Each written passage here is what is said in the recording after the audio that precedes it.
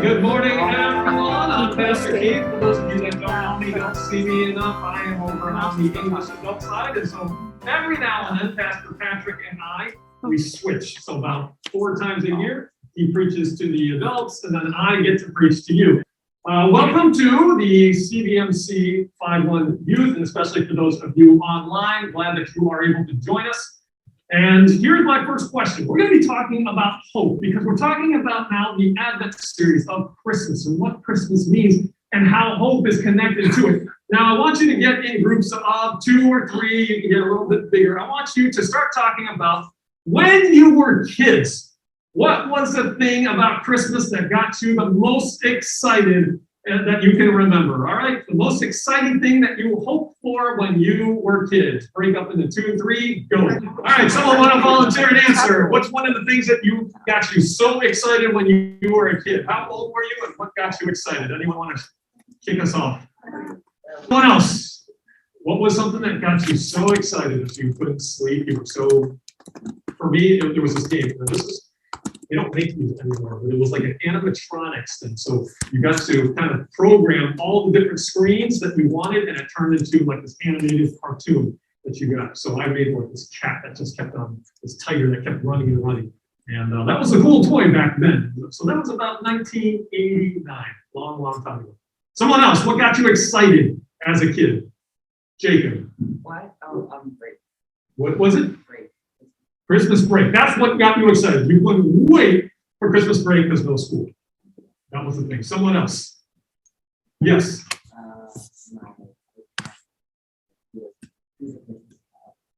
Your cousin. I don't. Because my mom came over to the US to have her son. So yeah. That's great. So a family member came in town, and there's something exciting about that. Good. Someone else. Last one. Anyone? Nothing. Okay. I want to talk about hope today because I want you to see what happens when there is no hope. Harold was a POW, a prisoner of war in the Vietnam War for more than 5 years.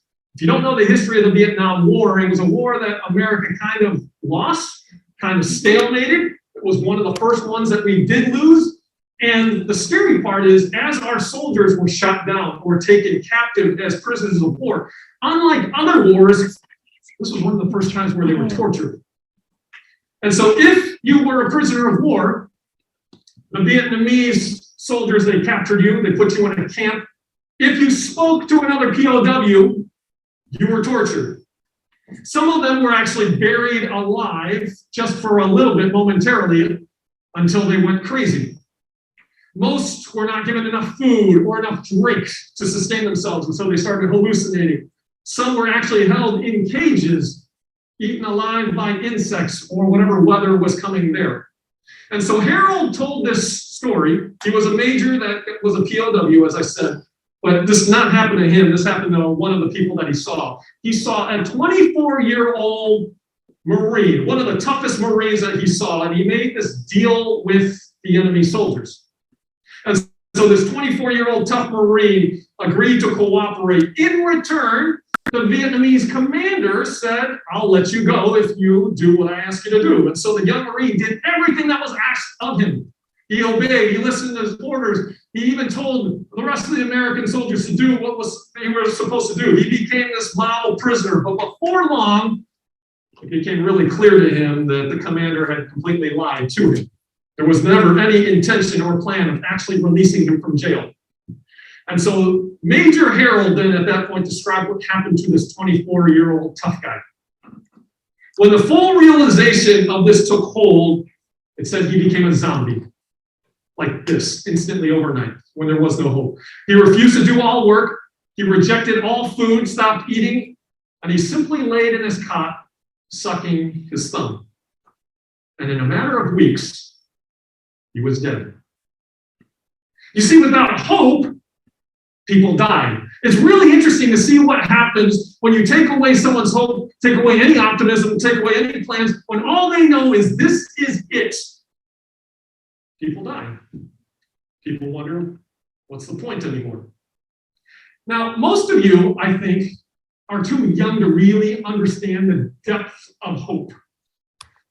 I certainly don't understand hope as much as I think I need to. And the reason why is because in order for you to understand hope, you have to understand hopelessness. You have to know the depth of the depravity of humanity, how broken this world is, how sinful people are, how hopeless things can be, how messed up life can be. And I know a lot of your families.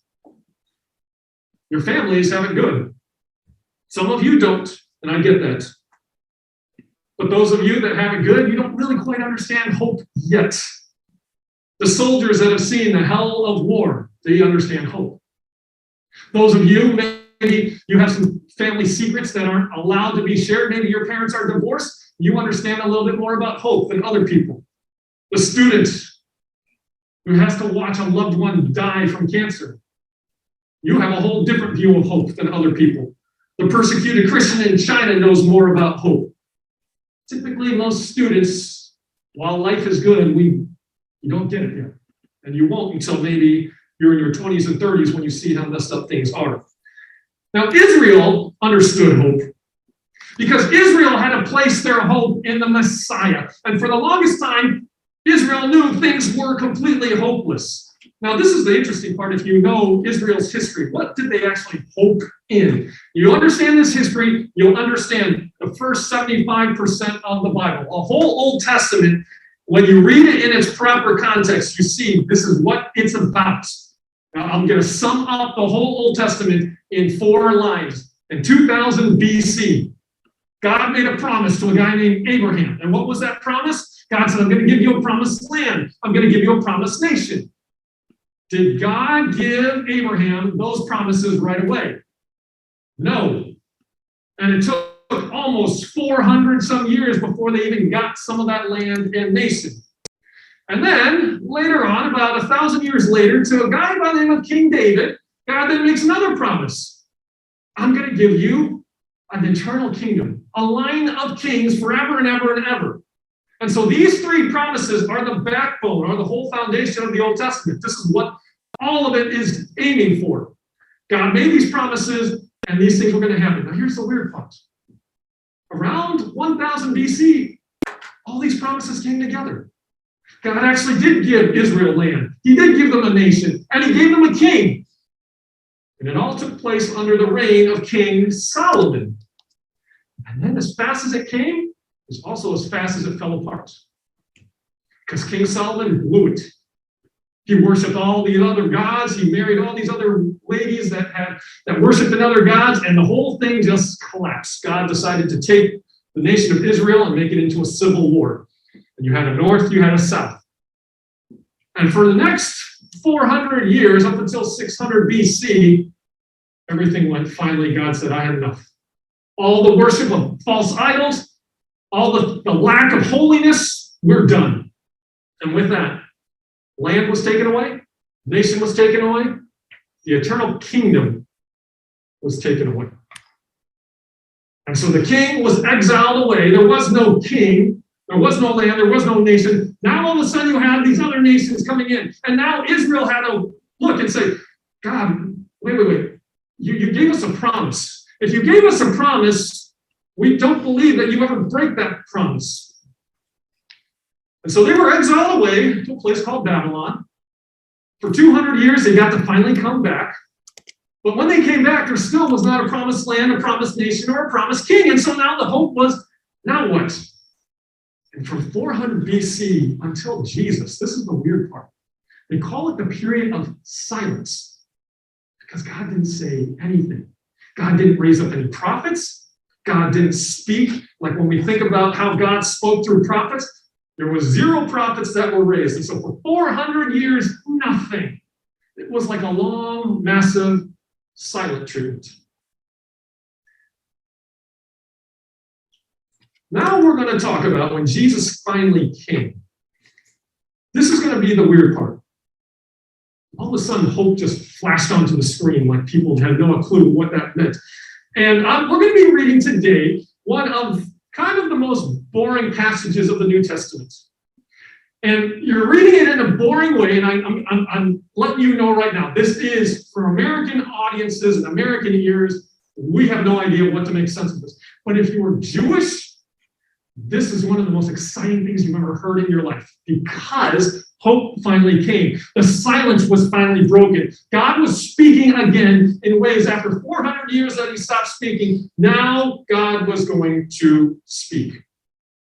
And there was going to be hope. So the question we're going to ask today is, how does Christmas announce this hope? After 400 years, you have to understand the context of 400 years of that silence. Jews would have been on the edge of their seat. Now, I know you're not going to. I'm going to try to make sense of this, but you have to understand this is how Matthew is going to introduce Jesus. Matthew chapter 1, verse 1. And for most of you, this would not be. If you were an author, you would not write your book this way. But if you were Jewish, you would. And so Matthew says, the book of the genealogy of Jesus Christ, the son of David, the son of Abraham. And what he's trying to say right there is, remember all those promises before? Now it's going to take place. God is finally speaking. God is finally going to do something, and it's going to be through this Jesus. And we're going to now tell you about Jesus, and we're going to give it to you in a way that's a genealogy. What? Now you're going to see a whole chapter of complete boring material. But it's if you're Jewish, this is what they look for. And I'll explain that in a second.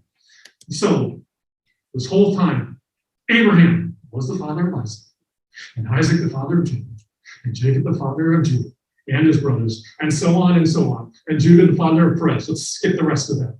And Jesse the father of David the king. Oh, there's more. And David was the father of Solomon. We're going to skip. And Josiah the father of Jeconiah and his brothers at the time of the deportation to Babylon. That's the exile.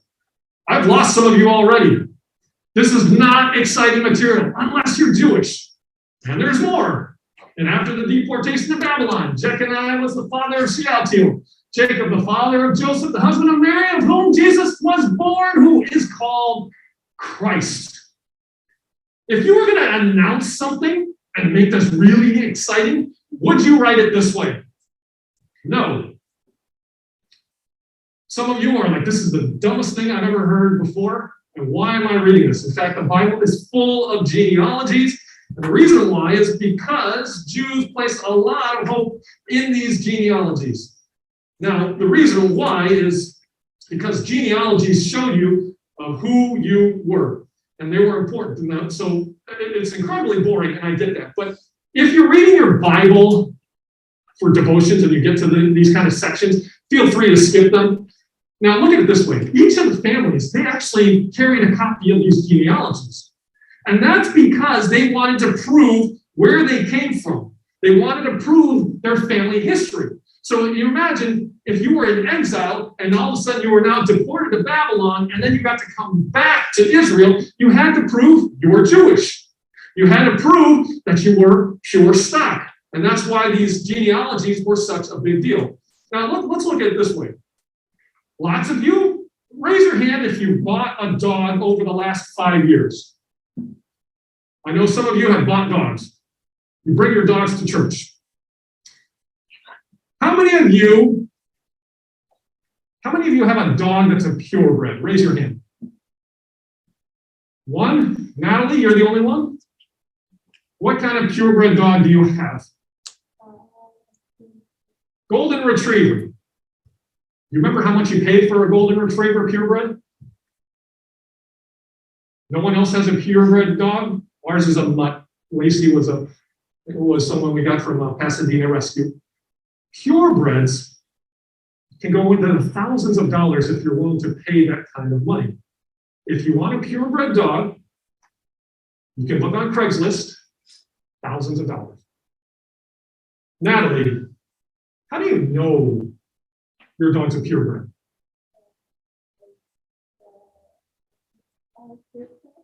And how do you know the parents are purebred?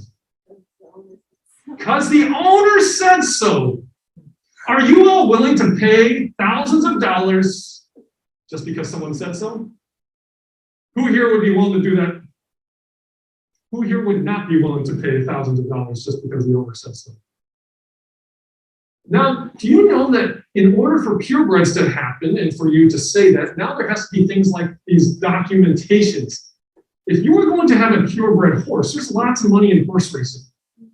And so horses now, just like dogs, if you want a thoroughbred horse, if you live in Kentucky and you want a huge horse that's going to win races, this is what they do. They have a whole database of every single horse, and they actually keep track. This is a genealogy of horses.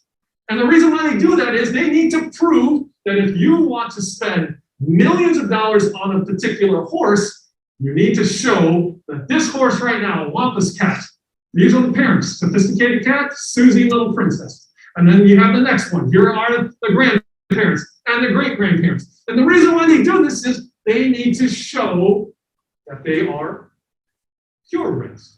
And in the same way, when you take a look at the genealogy, that's what they're trying to do. That's why Jewish people kept lots of genealogies, and there were big bucks in genealogies too. Now, the main requirements for the genealogy of a Messiah, now this is going to be important. No one could just claim to be, I'm the Messiah for the Jewish people. The Messiah had to have a genealogy of David. Why? Because when we take a look, remember 1000 BC, God made a promise to King David that said, I'm going to give you this kingdom forever, and this is the promise. Go and tell my servant David, I will establish the throne of his kingdom forever. And so therefore, if you were not from David's line, if you could not show it in the genealogy, guess what? You could not be the Messiah.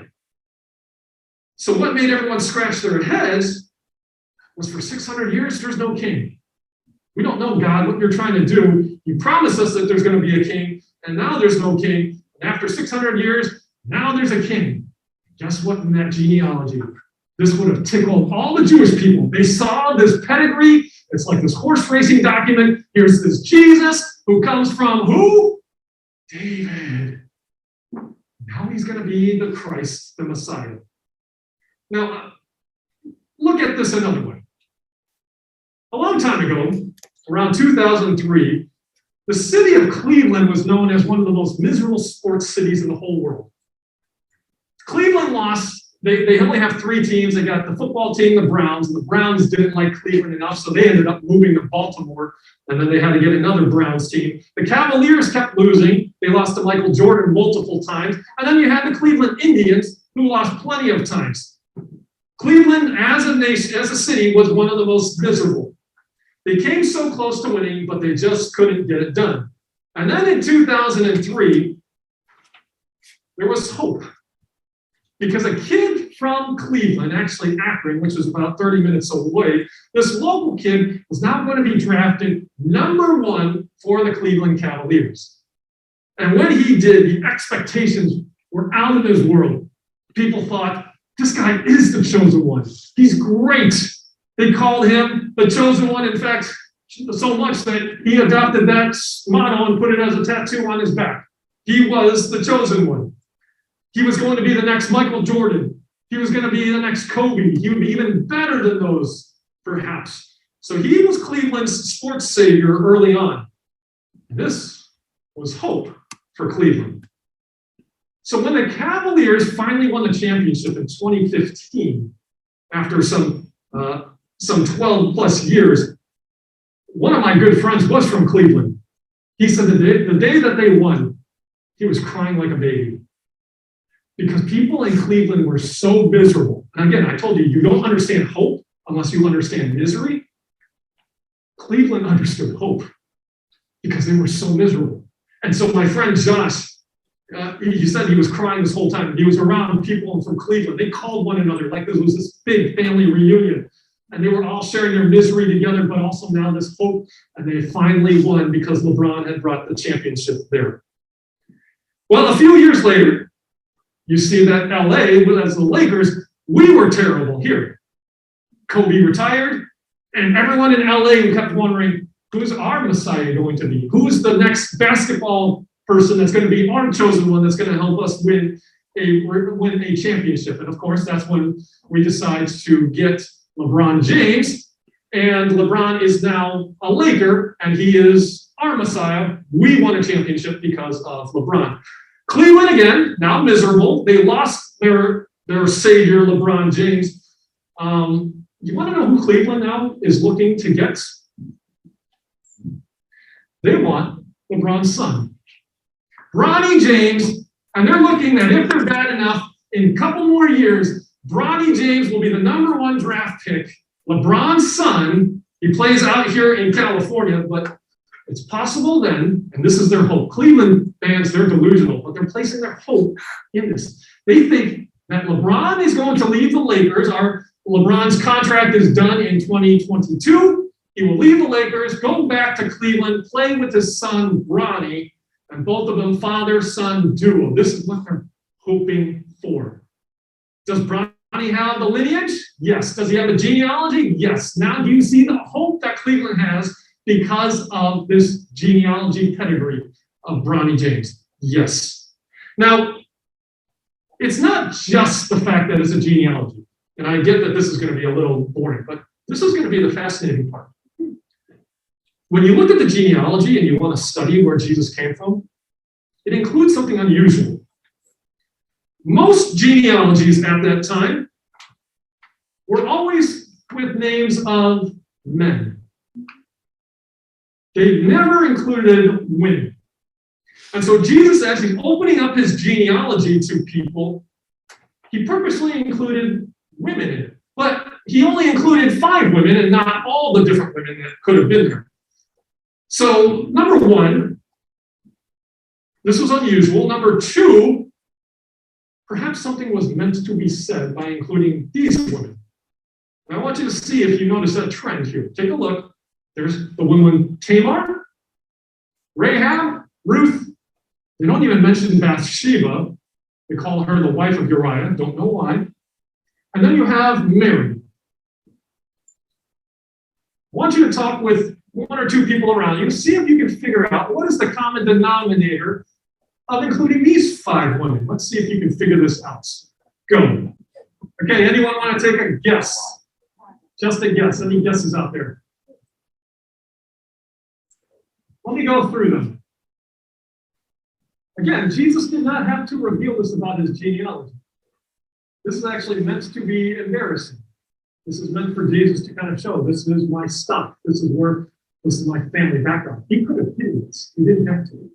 He's almost putting a spotlight onto it and saying, yeah, this is my embarrassing genealogy here.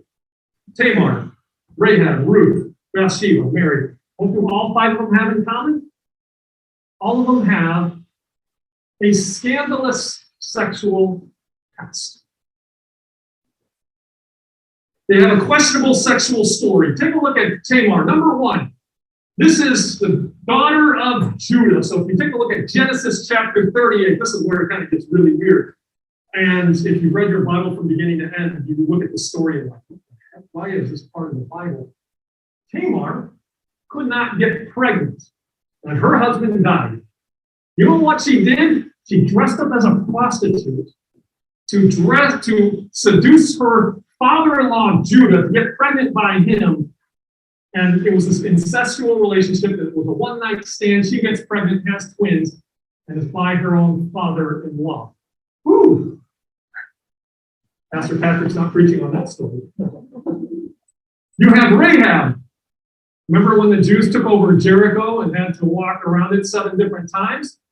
Rahab was one of the prostitutes. I think it's Jericho, it could be Ai. But she was the prostitute that told them about what was happening, and she let the spies in. Again, what was her profession? A prostitute. Not a story that you learned from Teacher Dixon. Boaz, the father of Obed by Ruth. If you read the story of Ruth, in Ruth chapter 3, there's a part of the story where Ruth has to actually go to Boaz and propose to him. And the questionable, nothing happened there, but overnight, she ended up sleeping at his feet, which would have been a huge, massive no-no in that culture. It was like having a sleepover with another man that was not her husband. She slept at his feet and had to leave in the morning, and they ended up getting married. Nothing happened that we're aware of, but it's still one of those rumor stories that, oh, something could have happened. That's included in Jesus' genealogy. Bathsheba, you all know the story of David and Bathsheba. David goes up on a rooftop. He sees Bathsheba taking a bath, and they both have an affair. He kills off Bathsheba's husband and ends up marrying Bathsheba. Bathsheba is not part of Jesus' history. And then finally, you had Mary. Mary, at age 12 or 13, the age of some of you in this room, she was pregnant. And everyone knows how you get pregnant. And at 12 or 13, you don't tell people, yeah, this is God just overshadowed me and God's the Father. Nobody believes you. And at 12 or 13, she had to deal with this shame of having a child out of wedlock in a very conservative culture where nobody sticked around before marriage. And so you have with Mary this scandalous reputation too. All this stuff happened, and Jesus decides to include it into his genealogy. That look at where my family background is. Look at my pedigree. I came from families that were slightly dysfunctional, slightly messed up. And so this is where the hope comes from. Some of you, if you're wondering, with your hope, this is who I am, this is the family that I grew up in, this is what I'm stuck with. The hope is, Jesus is saying, I can identify with you. You have some family secrets that no one's allowed to talk about? That's okay. Jesus is saying, my family had the same thing. Your family is not as perfect as other people's families? Jesus is saying, well, look at my messed up family. You have a reputation at your school because of a rumor, whether true or false, of something that you went through. There's hope for you, because Jesus also had family members and himself that had to deal with these kind of rumors. You see, this genealogy isn't just about family. It's about your past, your history, your past. And you want to see something else? Jesus and Mary had to live with this reputation. One of the things you don't understand about Jesus, perhaps, and you don't see the nuance of it, is that your reputation, notice in Mark 6:3, when Jesus was an adult, he went back to his hometown. And I want you to see what his reputation was. His hometown, after he was done preaching, his hometown said, is not this the carpenter, the son of Mary? This was meant to be a slap in the face. Because if Jesus had a real human dad, they wouldn't have called him the son of Mary. Who would they have called him? They would have called him instead the son of Joseph. That was the traditional way of calling someone. You are the son of your dad. By calling Jesus the son of Mary, they're saying, well, we don't know who your dad is. You are an illegitimate child. You have the reputation of a bastard. And Mary has a reputation, even in all her whole life, of being sexually immoral. And when Jesus was older, the Pharisees also decided to debate him one day. And one of their things that they said to him after this long debate was, hey, we were not the ones born in sexual immorality. Jesus, you were. Jesus is trying to show, and the hope is, yeah, I'm one of those people. With broken families, with messed up families, with things that you perhaps want to hide. And you know, this family thing, it's not just the genealogy. Let me break it down a whole different way. The Jews, the thing that they held the most was this genealogy, because it showed their reports, it showed who they were. This was their document that they carried around with them. You want to know what document you carry around with you for the rest of your life?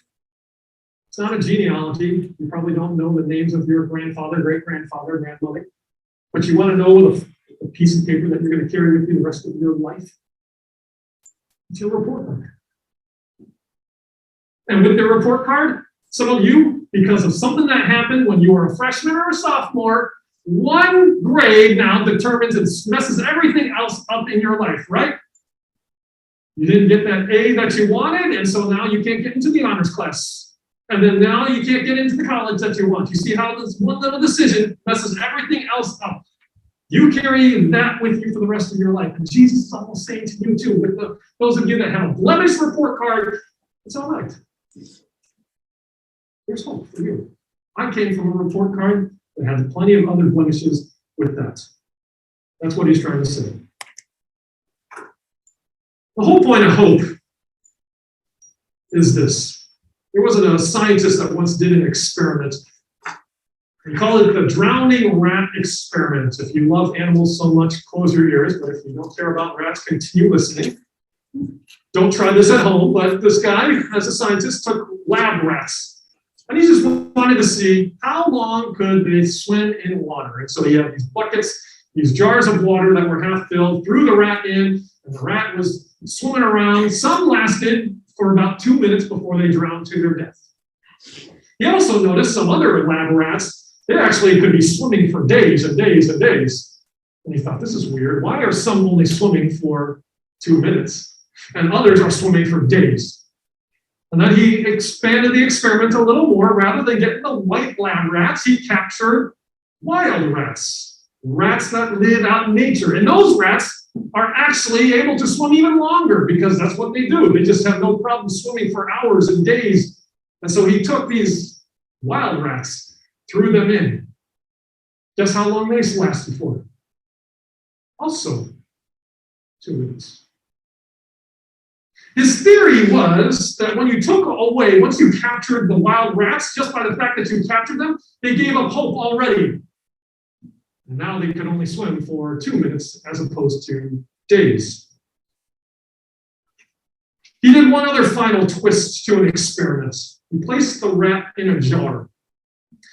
And this time, after the rat swam around for minutes, he finally took his hand, picked up the rat, let the rat breathe a little bit, and then let the rat go back down.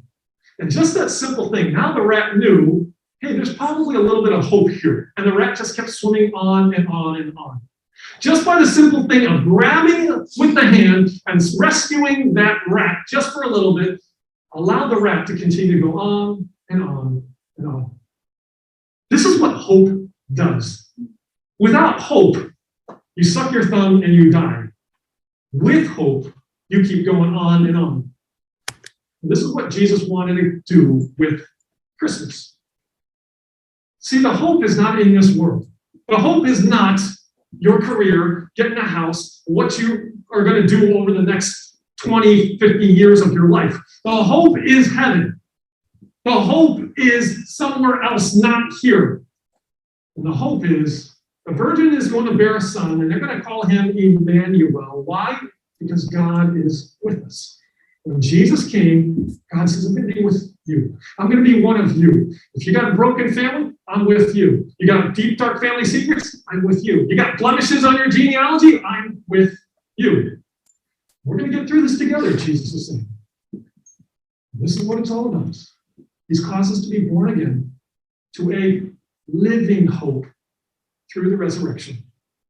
This world isn't it. What you're going to see is our hope is always going to be when Jesus comes and returns. He came once with Christmas. He's going to come a second time. And once he does, everything's going to be perfect.